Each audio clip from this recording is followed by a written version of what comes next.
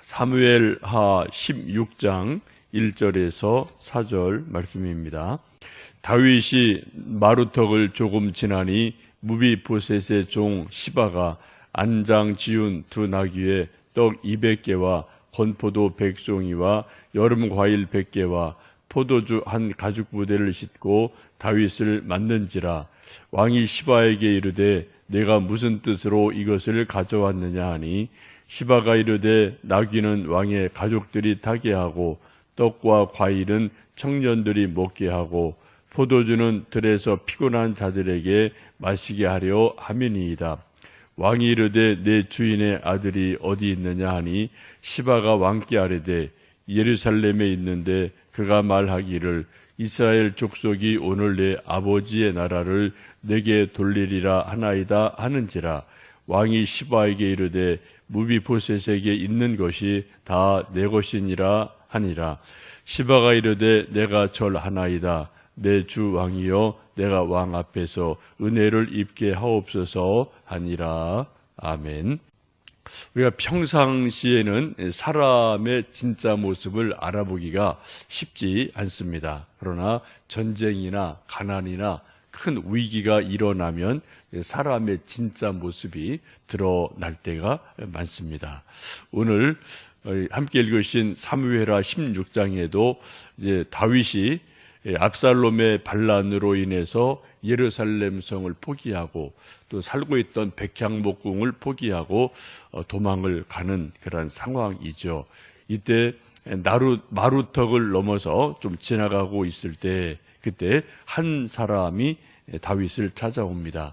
오늘 본문에 있는 것처럼 1절에 무비보셋의 종 시바라는 사람이 다윗을 찾아옵니다. 먼저 이 무비보셋을 살펴봐야 되는데, 무비보셋은 다윗과 가장 절친했던 친구인 요나단의 유일한 혈육입니다. 전쟁통에 사울 왕도 죽고 요나단도 죽고 수많은 사람이 왕족들이 다 죽게 되는데, 그때 유일하게 사울 왕의 핏줄로 또 요나단의 아들로 남은 사람이 무비보셋이죠. 그때 다윗과 요나단이 한참 청년 때 그때 굳게 맹세한 일이 있습니다. 누구든지 살아남은 사람은 상대방의 가족들을, 자녀들을 책임져 주자, 그런 굳은 맹세를 하게 되고, 이 약속을 따라서 다윗이 이제 왕이 된 다음에 요나단의 자손을 전국에 다 찾아내서 무비보셋이라는 그런 사람을 찾아냅니다. 근데 이 무비보셋은 옛날 사울 왕이 전쟁할 때 그때 막 전쟁통에 도망 다니고 이렇게 저렇게 하다가 어린 아기였을 때 유모가 들고 도망가다가 놓치는 바람에 다리를 다쳐서 평생 다리를 쓰지 못하는 그런 사람이죠. 그런데 이때 지금 다윗이 이제 또 압살롬의 반역으로 인해서 예루살렘을 벗어나서 도망가고 있을 때 이 무비보셋의 종인 시바가 다윗을 찾아옵니다. 찾아와서 아주 멋있는 말을 다윗에게 합니다. 1절, 2절 다시 한번 읽어보십니다. 다윗이 마루턱을 조금 지나니 무비보셋의 종 시바가 안장 지은 두 나귀에 떡 200개와 건포도 100송이와 여름 과일 100개와 포도주 한 가죽 부대를 싣고 다윗을 맞는지라. 왕이 시바에게 이르되 내가 무슨 뜻으로 이것을 가져왔느냐 하니 시바가 이르되 나귀는 왕의 가족들이 타게 하고 떡과 과일은 청년들이 먹게 하고 포도주는 들에서 피곤한 자들에게 마시게 하려 함이니이다. 여러분, 옛날에 친절한 금자씨라는 영화가 있었습니다. 혹시 여러분 보셨는지 모르겠어요. 네, 지금 오늘 이 16장 1절, 2절의 말씀에 제목을 붙인다면은 친절한 시바씨, 친절한 미스터 시바라고 좀 제목을 붙일 수가 있을 것 같습니다. 지금 다윗 왕이 도망을 가는 아주 황급한 때에 이 시바라는 사람이 노새 나귀 2마리에 떡 200개, 건포도 100송이, 여름 과일 100개, 포도주 한 가죽 부대, 이것을 정말 필요한 것을 싣고 와서 다윗을 만나게 됩니다. 다윗이 이게 무엇이냐라고 물었더니 떡과 건포도는 지금 청년들, 피곤한 군사들에게 먹여주시고, 또 나귀는 왕족들, 공주나 왕자가 좀 타게 하시고, 그리고 또 이 포도주는 피곤하고 지친 사람들이 좀 마시게 하면 좋을 것 같습니다. 그래서 제가 이만큼 급하지만 이런 군사 식량을 좀 마련해 왔으니 좀 왕이 필요한 대로 쓰십시오라고 말합니다. 여러분 정말 친절하죠? 주도 면밀하죠? 이 말을 듣고 다윗이 감동을 합니다. 정말 꼭 필요할 때 먹을 것, 군사들이 먹을 것, 또 마실 포도주, 나귀 이런 것을 갖다 주니까 너무 감동받고 감사합니다. 그때 3절에 보시면 다윗 왕이 내 주인의 아들이 어디 있느냐라고, 무비보셋은 어디 있느냐, 왜 무비보셋은 오지 않고 너 혼자 왔느냐라고 묻게 되죠. 이때 이 시바가 그렇게 답합니다. 3절 읽어보십니다. 왕이 이르되 내 주인의 아들이 어디 있느냐 하니 시바가 왕께 아뢰되 예루살렘에 있는데 그가 말하기를 이스라엘 족속이 오늘 내 아버지의 나라를 내게 돌리리라 하나이다 하는지라 라고 이제 말을 합니다. 이 3절의 내용이 무엇입니까?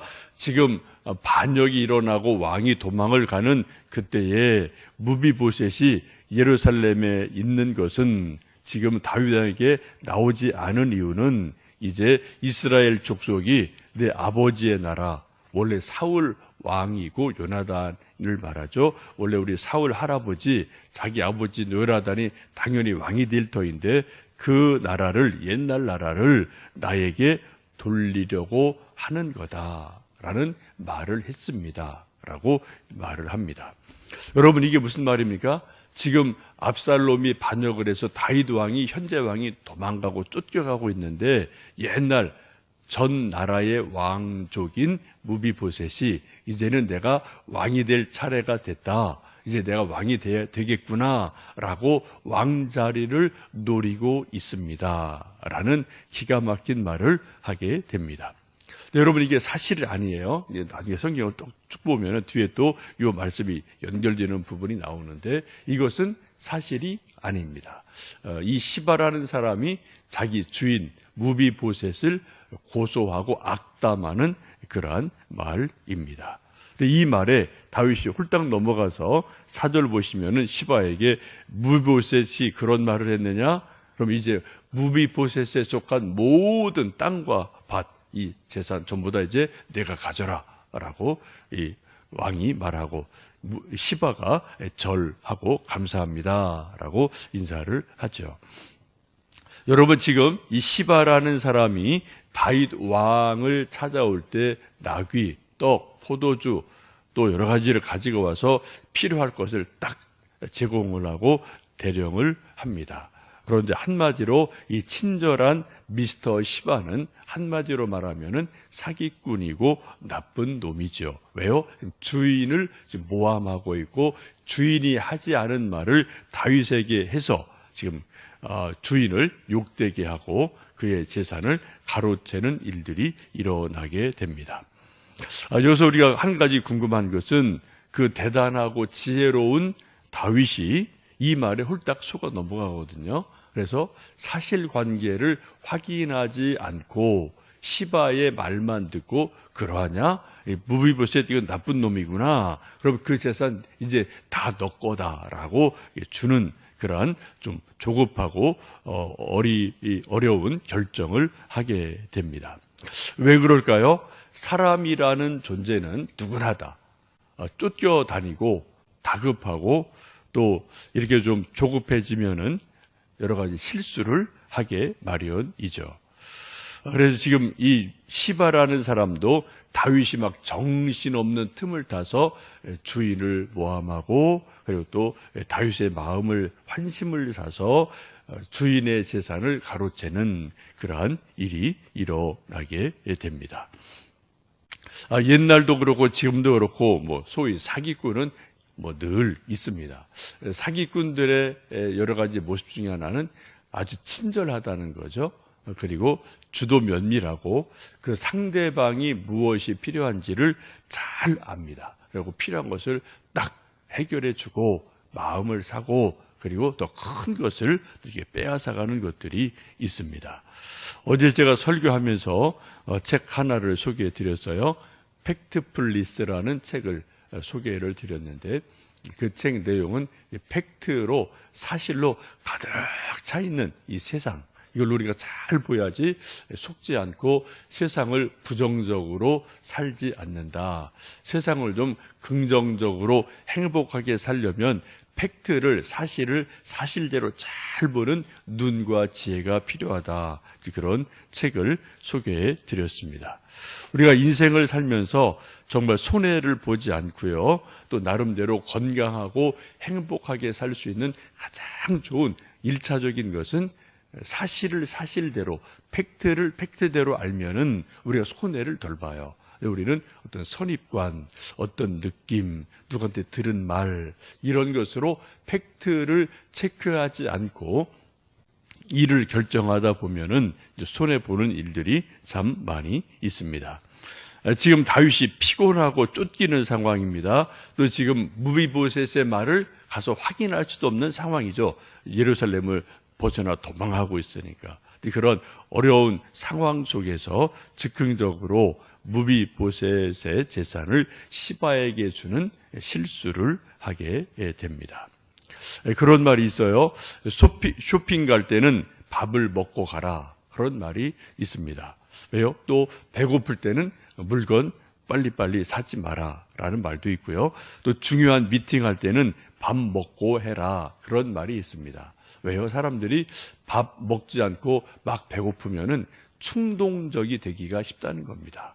그래서 막 불필요한 것들을 좀 살 수 있기 때문에, 또 짜증이 날 수 있기 때문에 우리가 밥을 먹고 좀 배가 부르면 그래도 여유가 생기고 또 마음이 급하지 않기 때문에 어떤 실수를 줄일 수 있다. 그래서 쇼핑 갈 때는 밥을 좀 든든히 먹고 가야 되고, 또 중요한 미팅 할 때는 미리 좀 밥을 먹고 배 쫄쫄 굶고 하면은 또 신경이 예민해지니까 미리 밥 먹고 그리고 하는 것이 좋다. 그러한 말들이 있습니다. 오늘도 우리가 사람들을 만나고 이런 일 저런 일을 또 결정할 것도 있고 또 운전하기도 하고 이런저런 일들이 있습니다. 여러분 꼭 기억하실 것은, 제가 볼 때는 그래요. 이제 나이가 50 넘으시면은 이제 몸과 마음이 옛날 같지 않을 때가 많아요. 절대로 뛰면 안 됩니다. 신호등 막 깜빡깜빡 바뀔 때 다음 신호에 가시면 돼요. 저 빨리 건너야지 하고서는 빨리 건너가다가 거기서 또 넘어질 수 있고요. 또 서두르다가 어떤 보도블록이나 또 이런 데 또 걸릴 수도 있고, 또 지하 계단 이런 데 또 계단 오르고 내리다가 그런 또 잘못 디뎌서 넘어질 수도 있고 그런 일들이 있습니다. 하여튼 여러분 오늘도 하루 사시면서 절대로 서두르지 마시고요. 뭐 신호등 다음번에 가시면 돼요. 큰일 일어나지 않습니다. 괜찮습니다. 또 여러분 어떤 이런저런 소문 들을 때 그 소문을 그냥 휙 믿지 마시고요. 이게 정말인가? 라고 한두 번 또 확인할 수 있는 대로, 여러분 할 수 있는 대로 확인을 해서 어떤 소문이나 이런 것에 자기가 손해 당하는 일이 없도록 팩트에 좀 우리가 근거한 삶을 살고, 우리는 또 특별히 하나님 말씀을 의지해 사는 사람이기에 늘 하나님 말씀 붙들고 아까 찬송 부른 것처럼 주와 함께 길 가는 것처럼 우리가 주님과 더불어 동행함으로 오늘도 즐겁고 행복하고 감사한 하루가 되시기를 축복합니다. 이제 오늘부터 좀 목요일까지 저랑 주 전도사님 이제 부산에 세미나를 다녀옵니다. 새벽 기도회는 뭐 계속 진행이 되고요. 우리 또 김 집사님 오셔서 좀 문 여시고, 오늘 뭐 어제 뭐 좀 늦게 오셔서 또 다 확인하고 가셔서 이제 못 오셨는데, 또 제가 좀 새벽 기도회를 지금 하는 것을 다 영상을 찍었어요. 그리고 이대로 쭉 순서대로 가니까 여러분 오셔서 함께 기도해 주시고, 저를 위해서 교회를 위해서, 또 지금 사순절 기간이니까 사순절 기간에 또 맞게 우리 또 십자가 생각하면서 함께 기도해 주시면 좋겠습니다. 여러분 하여튼 오늘 하루도 건강하시고 또 행복한 하루하루 되시기를 주님의 이름으로 축복합니다. 함께 기도하겠습니다.